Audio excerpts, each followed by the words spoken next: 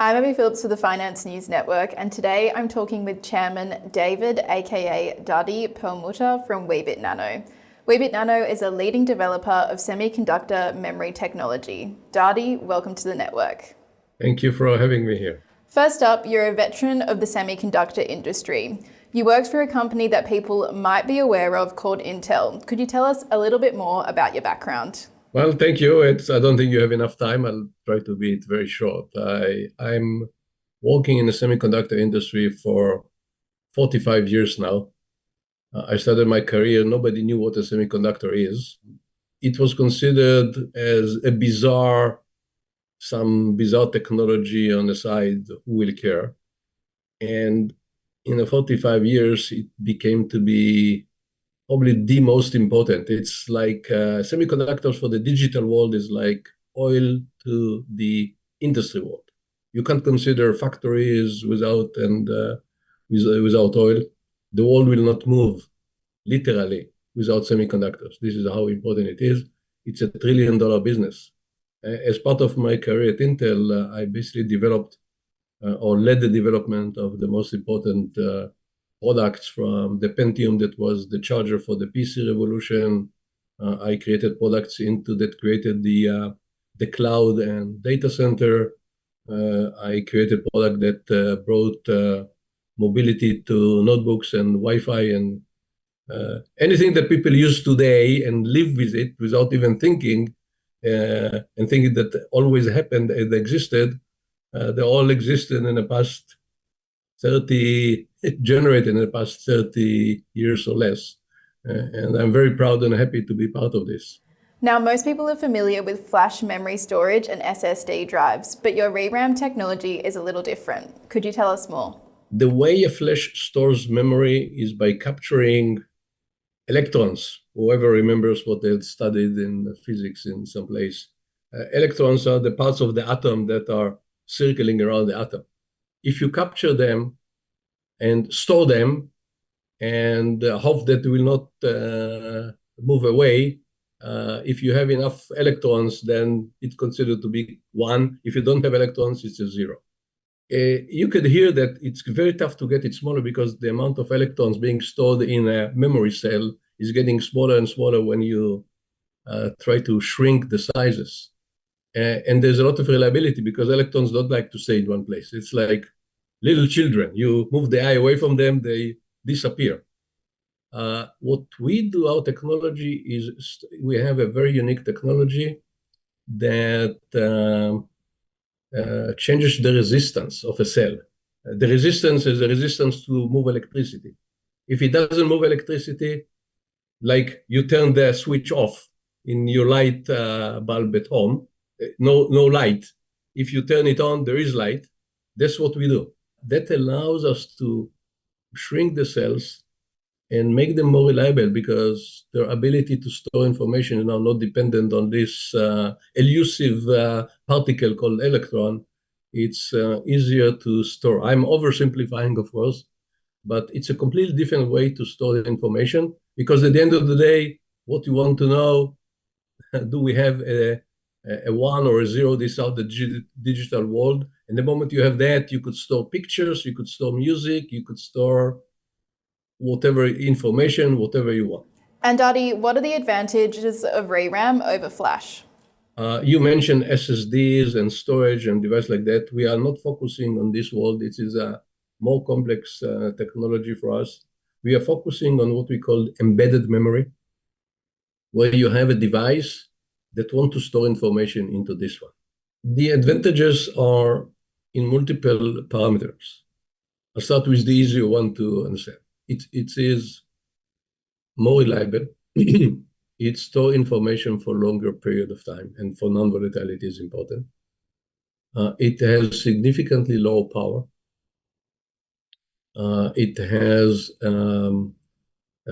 ability to integrate, to be embedded into other semiconductor devices in small geometries, which means you could go to a more advanced technology and still use a memory inside your chip, which is very important when you talk about especially small devices. So, and the last but not least is cost. People are, it's in this market especially, people expect to have lower costs so they could make more money and sell a higher volume. And I think with all that respect, ReRAM is way better than a flash. And could you comment on the possible applications of ReRAM? Where could it be used? It could be used everywhere. We talked to people that are planning to develop devices for the automotive car industry. So it could be in cars. One of the big things for every device is operated by battery called power management. You kind of hold your phone and you think everything is wonderful, but you need to manage where it on, when it off, to save the battery. It's a very complex device. We are talking to people to put a ReRAM inside these devices. We talked about Internet of Things, devices that people are putting and storing. It goes into small devices that try to do artificial intelligence calculations. In order to do this calculation, there's a lot of parameters that have to be stored on a chip, and you want to make it on a chip. I always give comparisons of, when I joined semiconductors, there used to be 40,000 devices on a chip. Today, there are more than 200 billion units called transistors on a chip. So this is, orders of magnitude. So this industry is continuously looking for the ways to improve, get things better, smaller, more cost-effective, that you could do more things and less power consuming.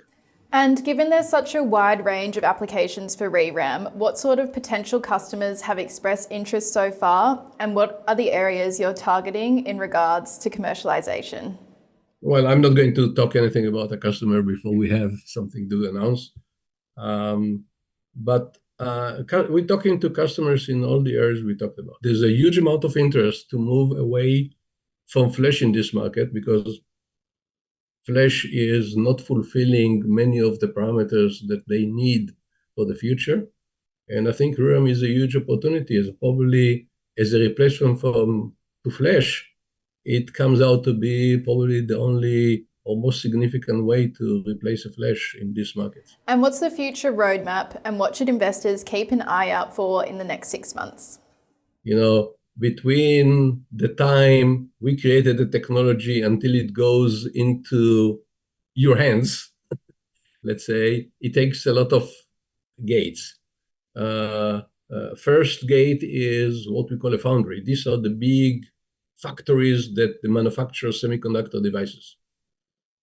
These are multi-billion-dollar, to build a semiconductor factory could be multi-billion-dollar into the very top notch, tens of billions of dollars of cost to manufacture. So these are big, and they are very conservative. They want to make sure that everything is perfect. So this is our first stage. This is the first gate we need to do. We already signed 2 deals with factories. So our first job for the coming year is to sign up more foundries.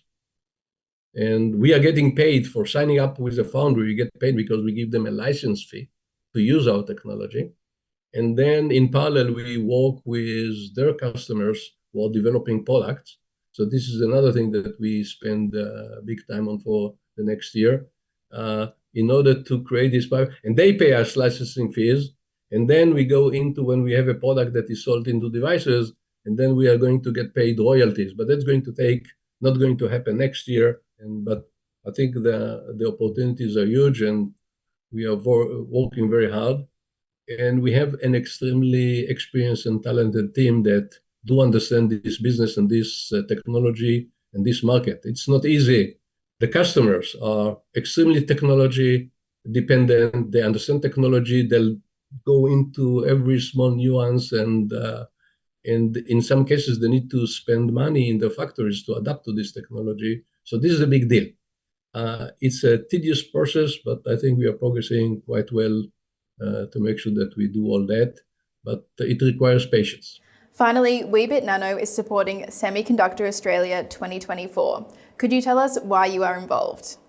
This is a very important move because We are almost 10 years now in the Australian market. And there's a huge amount of training to explain to the Australian public what a semiconductor is. Semiconductor was brought into the light of day to most people in the past 2 years because of these geopolitical problems between China and the US, and most of the factories of semiconductors are in Taiwan. You could understand the anxiety of situation.